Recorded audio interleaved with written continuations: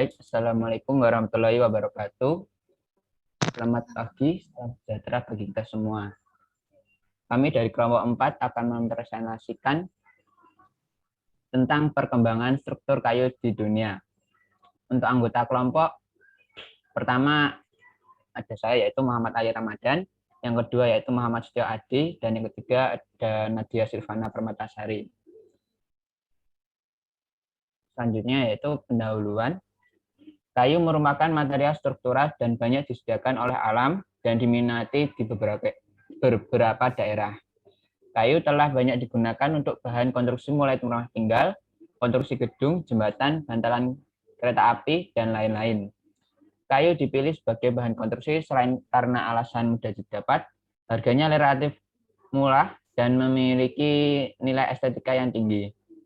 Di Indonesia sendiri, perencanaan bangunan kayu sudah ada dari zaman dahulu. Seperti contoh, ada rumah adat panggung. Pada zaman dahulu, perencanaan bangunan kayu digunakan untuk berlindung dari bahaya makhluk-makhluk buas.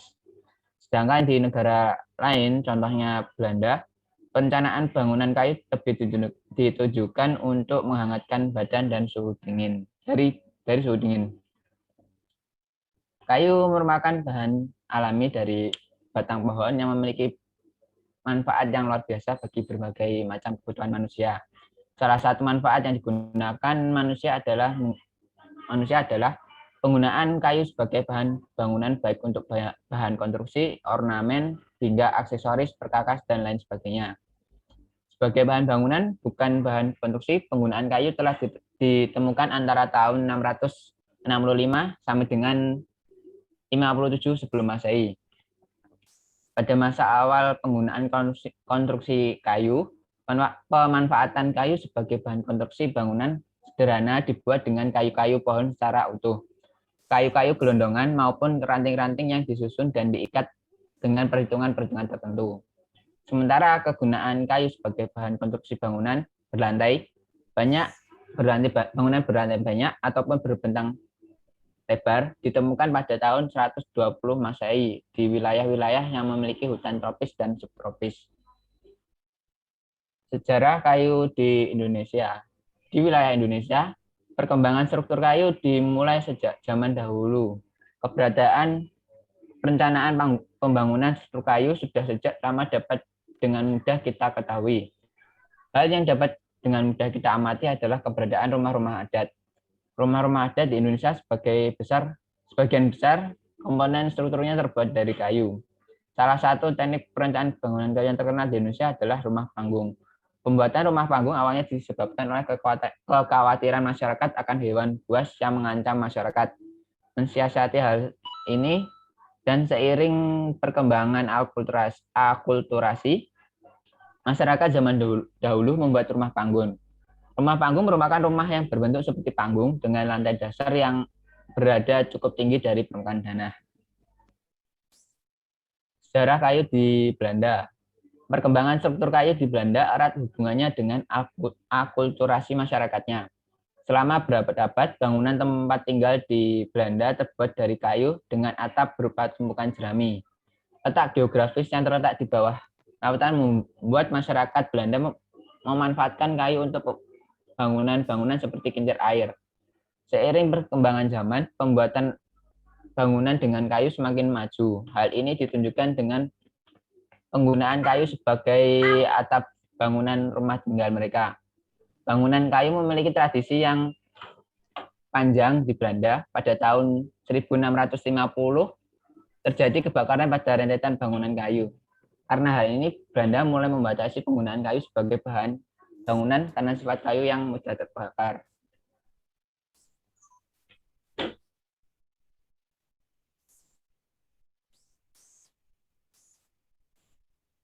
Kemudian kita akan membahas peraturan konstruksi kayu yang ada di Indonesia.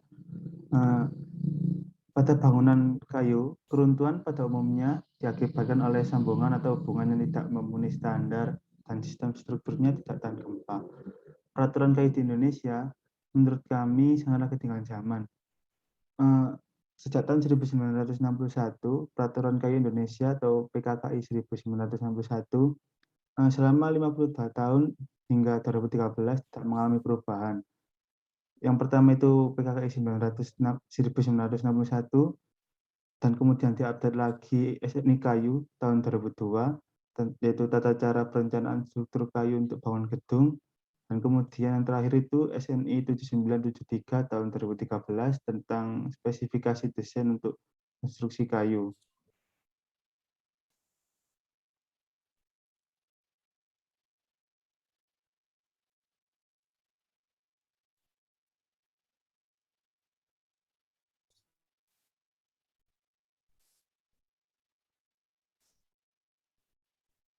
Kemudian ini adalah contoh kemajuan dari teknologi kayu. Penelitian di negara-negara seperti Kanada, Australia, New Zealand, Amerika Serikat, dan banyak negara di Eropa menghasilkan teknologi yang berkembang dengan pesat. Salah satu contohnya yaitu kayu laminasi silang atau cross laminated timber atau CLT. Bisa dilihat seperti di gambar. Lumber bisa dikombinasikan dengan lumber, kemudian lumber bisa dikombinasikan dengan plywood, kemudian lumber bisa juga dikombinasikan dengan plywood, dan yang terakhir itu LVL dikombinasikan dengan OSB atau plywood.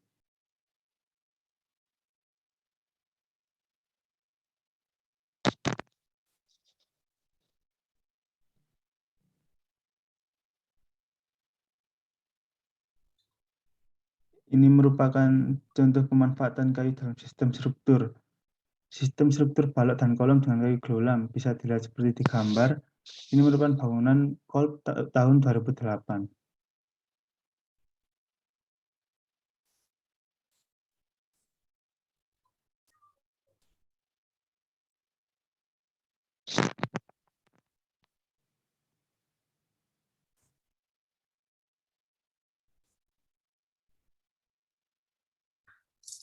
Kemudian, contoh untuk pemanfaatan kayu dalam sistem struktur selanjutnya adalah konstruksi dinding geser. Pada awal mulanya lebih banyak menggunakan rangka kayu dengan lapisan penutup dari gipsum atau plywood. Perkembangan terakhir adalah digunakannya papan kayu silang laminasi atau cross laminated timber atau CLT. CLT ini dapat direkayasa sehingga mempunyai kekuatan dan kekakuan yang mencukupi untuk digunakan pada dinding geser bangunan bertingkat rendah, sedang, maupun tinggi. Gambar contohnya yang tertera pada slide ini.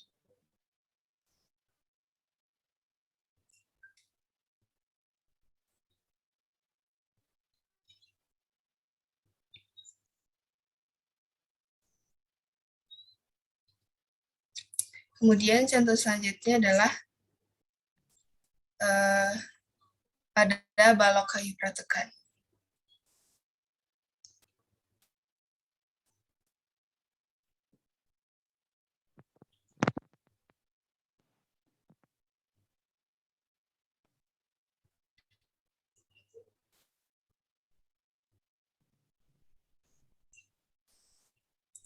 Contoh terakhir dalam pemanfaatan kayu yaitu pada sistem struktur yang fleksibel untuk mengikuti bentuk arsitektur. Seperti juga dapat dibuat dengan kayu rekayasa seperti balok atau kolom glulam lengkung. Demikian pula dengan sistem sambungan yang mengalami perkembangan dari sambungan konvensional menjadi sambungan modern.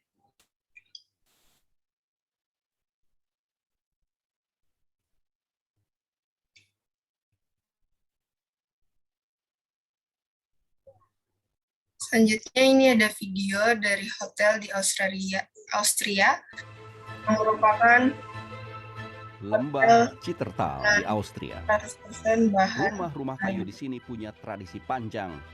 Bahkan sudah ada hotel mewah yang hampir 100% dari kayu. Dieses Haus atmet. Rumah ini bernapas, itu terasa kalau orang mengalaminya sendiri. Itulah suasana di sini. Das kann Gänsehaut machen. Hotel Bintang 5 ini rancangan arsitek Italia Matteo Tun. Dengan hotel ini, pemiliknya ingin mewujudkan impian mereka hidup dengan alam.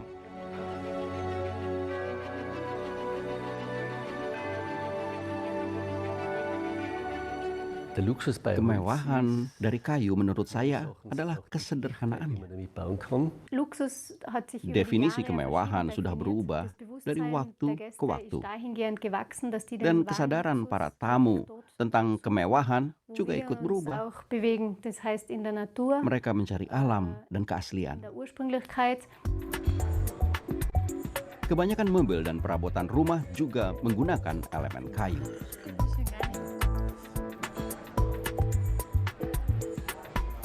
Absolut beruhigend wirkt das Holz, weil es eine Wärme hat. Kayu menenangkan, punya kehangatan, dan kayu adalah organisme Ich hidup. glaube, das vermittelt sich. Arsitek Austria Harald Margreiter yang membuat desain interiornya. Setengah tahun setelah hotel resmi dibuka, dia masih sering datang ke sini untuk melihat mobil-mobil yang dirancangnya khusus untuk hotel ini.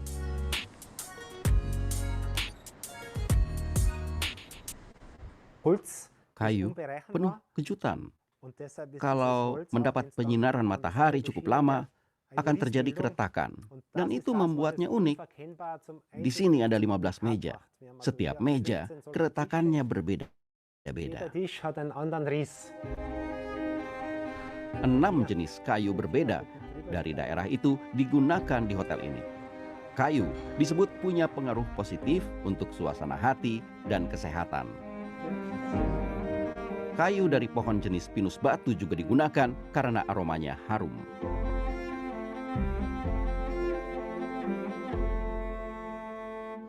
Sekarang makin banyak hotel menggunakan bahan alami, baik arsitektur di luar dan di dalam ruangan. Rumah dari kayu makin disukai di Eropa dan makin modern. Misalnya, menara hunian setinggi 85 meter ini di Norwegia. Mit Holz kann man immer zeitlos bauen. Dari segi arsitektur, konstruksi kayu tidak ada batasnya. Und das Holz lebt ja auch ständig Kayu weiter. berumur panjang Holz ist dan menyimpan ein CO2. CO2-Speicher. Jeder Kubikmeter Holz speichert eine Tonne Di gedung CO2. ini disimpan sekitar 1.600 sampai 1.700 CO2. Kubikmeter Tonnen CO2. Tapi, rumah dari kayu lebih terpengaruh cuaca dibanding rumah beton. Karena itu diperlukan standar kualitas yang tinggi saat membuat bangunannya. Also es wäre schön, wenn so eine Cara Bauweise, membangunnya, so eine dan Behutsamkeit kecermatan in menggunakan bahan. Prinsip Nachhaltiger berkelanjutan Beton. adalah bagian masa depan kita. wenn das die Zukunft wäre. Mungkin kita bisa belajar membangun dengan kayu dan memberi perasaan ini kepada semua orang.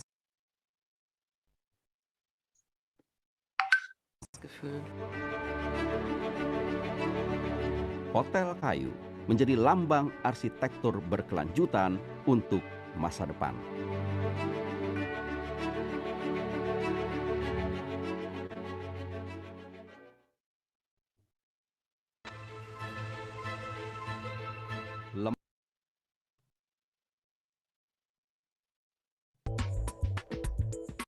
Bangunan tinggi dari kayu di tepi danau Mjøsa di lembah Brumund di Norwegia memiliki 18 lantai dan tingginya. Bangunan tinggi dari kayu di tepi danau Mjøsa di lembah Brumund di Norwegia memiliki 18 lantai dan tingginya 85,5 meter.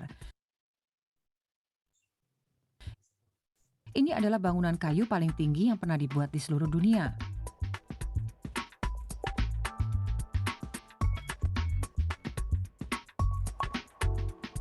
Proyek ini adalah perwujudan mimpi pribadi bagi pengembang Arthur Burkhardt.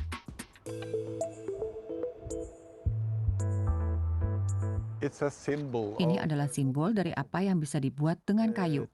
Bangunan rumit, juga bangunan tinggi ini. Dan kita harus mengurangi CO2. Dan ini pelepasan CO2-nya 60% lebih rendah dibanding baja dan beton. Orang berusaha berpikir lebih bersih dan lebih jelas, sehingga ini lebih sehat, baik bagi orang maupun bagi alam. Both for people, but also for the nature. Leif Atle Wiken punya apartemen di lantai ke-15. Ia menikmati hidup dikelilingi kayu.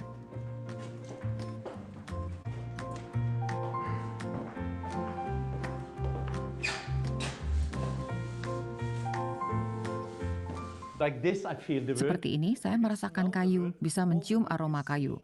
Semua kayu yang kita lihat memberikan pengaruh bagi diri kita.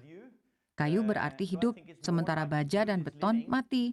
Jadi bisa dirasakan, bangunan ini hidup bersama kita.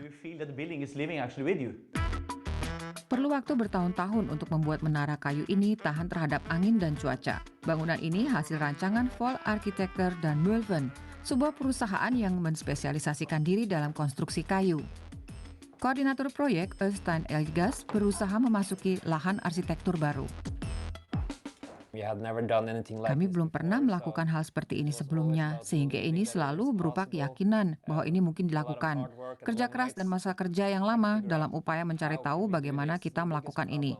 Masalah utamanya adalah ringannya materi, sehingga kekuatan angin, kekuatan eksternal akan selalu berusaha memiringkan bangunan atau menggerakkannya. Pilar-pilar pemikul beban harus ditanam lebih dalam ke tanah, lebih dalam dari biasanya. Sifat anti api belum pernah jadi masalah besar. Balok-balok kayu tebal bisa menahan jilatan api bahkan lebih lama daripada baja. Ini jadi faktor lain tren pembuatan bangunan dengan bahan kayu. Bangunan setinggi 84 meter yang dikonstruksi di Wina juga dibuat dari kayu. Kota Bordeaux di Prancis mengikuti tren dan sejumlah arsitek di London membuat perencanaannya, yaitu menara setinggi 300 meter yang dibuat dari kayu pohon ek. Saya pikir ini simbol pergeseran ke sifat hijau. Kita harus memperhitungkan lingkungan hidup dan menggunakan kayu adalah metode yang ramah lingkungan untuk menunjang masa depan. Tidak harus bangunan tinggi, untuk bangunan apapun kayu bisa digunakan. Bangunan tinggi dari kayu ini juga memuat hotel dan sejumlah ruang konferensi.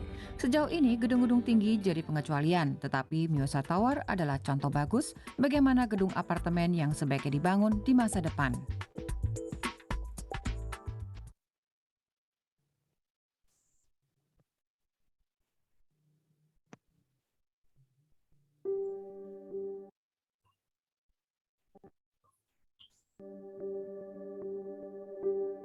Berikut adalah salah satu And the first obvious opportunity with CLT is you're using a sustainable material to manufacture it from.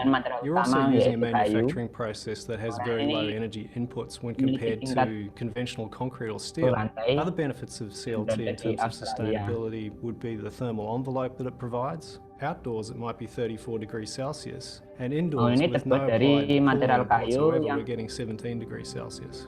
Most councils, most state governments, most planning authorities, they have laws and regulations that preclude the use of timber. Building requirements have shifted to non-combustible construction over the last 200 years. The Australian Building Code has a fantastic alternate solutions provision. If the proponent can demonstrate that the product that they want to use is equivalent or safer and better than the code prescribed solution, then there's the potential to have your building product approved. What we had to do to satisfy that appeals board was conduct a large number of fire tests on the material. What we find when we analyse how it burns is it's very slow, it's very predictable, and it tends to behave much more like a non-combustible material in these buildings. The issue with timber from a developer's perspective is how long is it going to last? And we know that wood products can have issues with how they perform over time. So we achieve the durability we require with this material by protecting it with a rain screen facade system.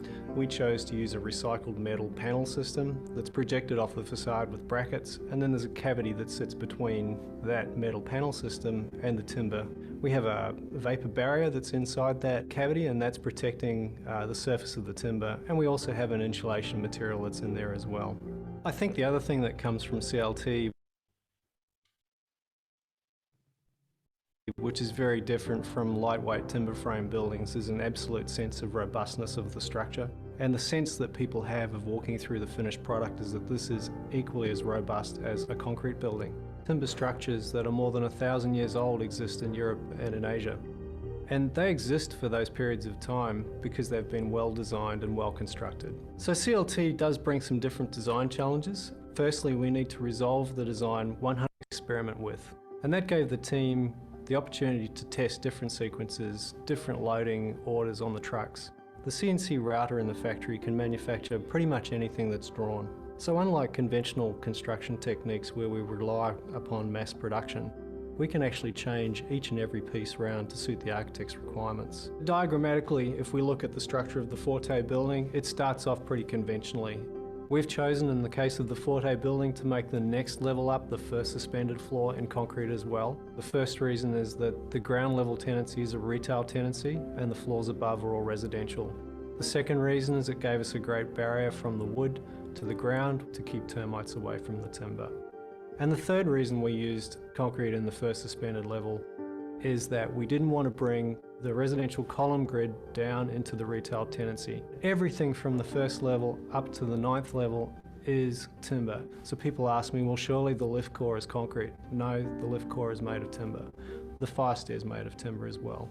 People expect that those two components of the building will be constructed in concrete. But when we start looking at differential settlements and movements between those materials, so what we've done metre by square metre cost comparison. What we need to understand is what is the total impact on cost. And when we analyse the Forte project, we understand it went faster, so we saved time and money on what was happening around the construction site. And when we get through that holistic understanding of the cost, we find that CLT is looking to be very comparable on a square metre basis with a conventional building. When we look at the mathematics of what we're doing, we're pretty as we've used. We're also pretty comfortable we could get up to 25 or 30 stories with a few different details being employed. We have very cost-effective production means to do load-bearing buildings, load-bearing wall buildings up to 6 stories in height. And then at 15 stories and greater, we can produce very cost-effective concrete buildings. And so we think CLT fills that gap perfectly. And it works not only structurally in each process we've ever seen. It needs very few truck movements. It needs very few people on site. Baik, sekian dari kelompok kami. Mohon maaf bila ada banyak kesalahan.